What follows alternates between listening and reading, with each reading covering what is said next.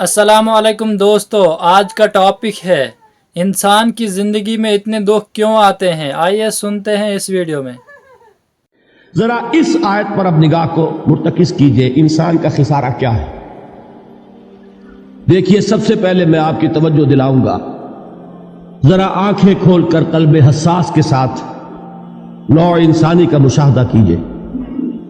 कैसे कैसे दुख, कितनी तकलीफें, कितनी मेहनत, कितनी मुशक्कत है जो हर इंसान का मुकद्दर। कुरान मजीद में एक मुकम्मल सूरत है, सूरतुल बलद।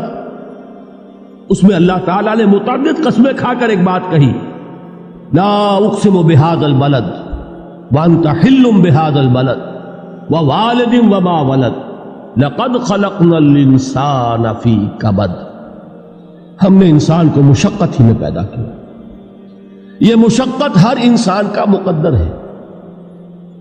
लोग घरों को छोड़कर आए हुए हैं, कहां कहां इंसान जाता है।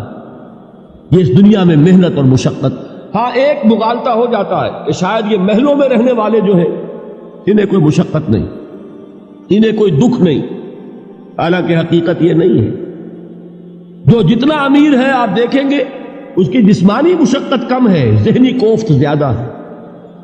ट्रैंकुलाइजर्स की इन्हें जरूरत पड़ती है, इन्हें सेडेटिव्स चाहिए, ख्वाब आवर दवाएं मजदूर को नहीं कभी जरूरत पड़ेगी। वो 8 घंटे की मेहनत करने के बाद ऐसा सोता है कि वो सुबह ही की खबर लेगा। और ये वो लोग हैं कि जिनको हिप्नोटिक्स, ख्वाब आवर दवाइयां, सेडेटिव्स, मुसक्किन अद्वियात, ये सारा लिबनियम और ये वेलियम और ये फला और ये फला, ये किसके यहां जाते हैं। ज़हनी सुकून और इत्मीनान इंसान को हासिल नहीं। किसी की जिस्मानी मुशक्कत है, किसी की ज़हनी मुशक्कत। मैं आपको याद दिलाना चाहता हूं महात्मा गौतम बुद्ध का मामला। 30 बरस की उम्र में कपल वस्तु का शहजादा महल को छोड़कर निकल गया। जवान बीवी को सोता हुआ छोड़कर गया, शीरखार बच्चे को छोड़कर गया। राजधानी में रहने वाला महल का बासी, जिसे ये मालूम है कि बाप के बाद मुझे ये सल्तनत मिलने वाली है, क्यों गया? कभी कभी आपने सोचा? उसने इंसान के गम और दुख का मुशाहदा किया। उसने देखा कोई अंधा है, ठोकर खाकर गिर रहा है, कोई वालिदैन खड़े हुए रो रहे हैं और उनकी निगाहों के सामने उनका निहायत महबूब बच्चा दम तोड़ रहा है और वो कुछ नहीं कर सकता। उसने सोचा ये सदमा क्यों है इंसान पे, ये दुख उसका मुकद्दर क्यों है। इस सदमे से, इस दुख से निजात पाने की भी कोई शक्ल है कि नहीं। इंसानों की एक अजीम अक्सरियत, शाह वलीउल्लाह देहलवी रहमतुल्लाह अलैह के अल्फाज हैं कि वो लद्दू ऊंट और कोलू का बैल बनकर जिंदगी बसर करती है। जो 8 घंटे तक ईंटें ढो रहा हो, उस शख्स का तसव्वुर कीजिए, वो वाकई इंसान है या हैवान बन गया है। और 8 घंटे की इस मेहनत के बाद भी हो सकता है कि 2 वक्त की रोटी उसे पूरी न मिले। और यह तो हो सकता है, नहीं होता है, कि अगर बच्चा बीमार पड़ गया है तो शायद कोई बर्तन बेचे बगैर उसकी दवा का सामान न कर सके। ऐसा शख्स कितने बोझों तला दबा हुआ है, कितनी मुशक्कत के अंदर पिसा हुआ है। लद्दू ऊंट और कोलू का बैल इंसानों की अजीम अक्सरियत इस सतह पर जिंदगी बसर करती। लेकिन आपको मालूम है कि कोलू के बैल के लिए मुशक्कत ही मुशक्कत है, उसके एहसासात ये नहीं है जो कि उनसे इंसान को जो सदमा पहुंचता है। एक बैल को इससे कोई गरज नहीं कि उसका कोई बच्चा भी था कि नहीं था, उसको कोई बुखार हुआ है या क्या हुआ है। इस सदमे से वो बैल बचा हुआ है। घोड़े को कोई पता नहीं कि मेरा भी कोई औलाद मेरी है या नहीं है, और मुझे उसका कोई सदमा है या दुख है, कोई पता नहीं। लेकिन इंसान का मामला यह है कि वालिदैन को जो जो दुख देखने पड़ते हैं अपने बच्चों के लिए, अपनी औलाद के लिए। रात की नींद है हराम है इसलिए कि बच्चा बुखार में तप रहा है या दर्द से तड़प रहा है, लिहाजा ना मां सो सकती है ना बाप सो सकता है।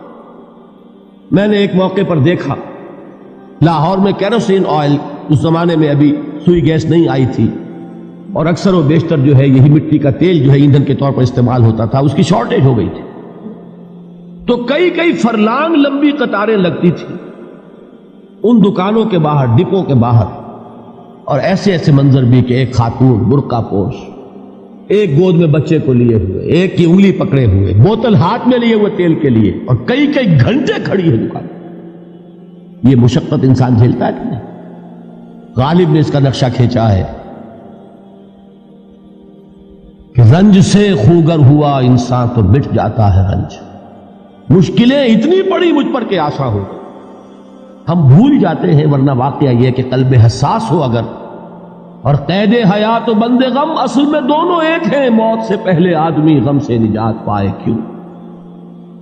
اچھا یہ تو ہوا لقد خلقنا الانسان فی کبد۔ حیوانات کا معاملہ ایک اور اعتبار سے آسان ہے، ان سے کوئی محاسبہ بھی ہے کیا؟ کوئی جواب دہی بھی ہے؟ کوئی ان کو اللہ کے حضور میں کھڑے ہو کر اپنے اعمال کا حساب بھی دینا؟ نہیں۔ انسان کی یہ ٹریجڈی ہے، یہ المیہ ہے انسان۔ اس کو بھی قرآن مجید کی ایک سورت میں قسمیں کھا کر اذا السماء انشقت، اس کے بعد کیا فرمایا؟ یا ایھا الانسان انک کادح الی ربک کدحا فملاقیہ۔ اے انسان، تیرا المیہ، تیری ٹریجڈی اس سے کہیں بڑھ کر ہے، تجھے صدمے پر صدمے جھیلتے ہوئے، مشقت پر مشقت برداشت کرتے ہوئے ایک روز اپنے رب کے حضور میں بھی کھڑا ہوگا، جواب دہی بھی کرنی۔ اس دن کے حساب سے، اس دن کے احساس سے جو بڑے بڑے ہماری امت کے عظیم جو گلے سرسبد ہیں، ان کا یہ حال آپ نے پڑھا ہوگا۔ حضرت ابوبکر صدیق رضی اللہ تعالیٰ عنہ وہ ایک عجیب کیف کے عالم میں فرمایا کرتے تھے، کاش میں درختوں پر چہچہاتی ہوئی چڑیا ہوتا جس سے حساب کتاب نہیں ہو، کاش کہ میں گھاس کا تنکا ہوتا جو آج ہے اور کل آگ میں جلا دیا جاتا، ختم ہو جاتا، اس سے محاسبہ کوئی نہیں۔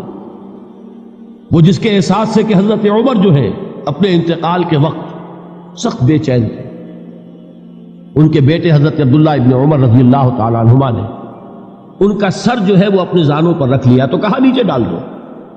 ایک عجیب بے کلی اور بے چینی۔ انہوں نے کہا ابا جان آپ کیوں پریشان ہیں؟ آپ تو عشرہ مبشرہ میں سے ہیں، آپ کو تو اللہ تعالیٰ نے جنت کی بشارت حضور کے ذریعے سے اس دنیا میں دی۔ حضرت عمر فرماتے ہیں کہ خدا کی قسم اگر قیامت کے دن عمر برابر سرابر پر چھوٹ گیا تو بہت بڑی کامیابی تصور۔ یہ احساس جن کو ہوتا ہے، حضرت علی کا حال کیا ہوتا ہے؟ ابھی جو آپ نے حافظ صاحب سے سنا، یہ حضرت علی کا معاملہ ہے کہ ایک تیر پیوست ہو گیا تھا، کسی طرح نکل نہیں رہا تھا۔ حضرت علی نے فرمایا کہ اچھا چھوڑو مجھے، میں نماز کی نیت باندھتا ہوں۔ نماز کی نیت پڑھتے تھے تو لرزتے تھے، کانپتے تھے، کس کے سامنے کھڑا ہوں اور کس کے سامنے مجھے ایک دن جواب دہی کے لیے کھڑا ہونا ہوگا۔ لن تزولا قدم ابن آدم، حضور نے خبر دی ہے ابن آدم کے قدم ہل نہیں سکیں گے۔ جیسے مجرم کھڑا ہوتا ہے کٹہرے کے اندر، اس کٹہرے میں سے ہل نہیں سکو گے حتی یسأل عن خمس، جب تک کہ 5 چیزوں کا حساب نہ لے لیا جائے۔ وہ 5 چیزیں کیا ہیں؟ کان کھول کر سنیے۔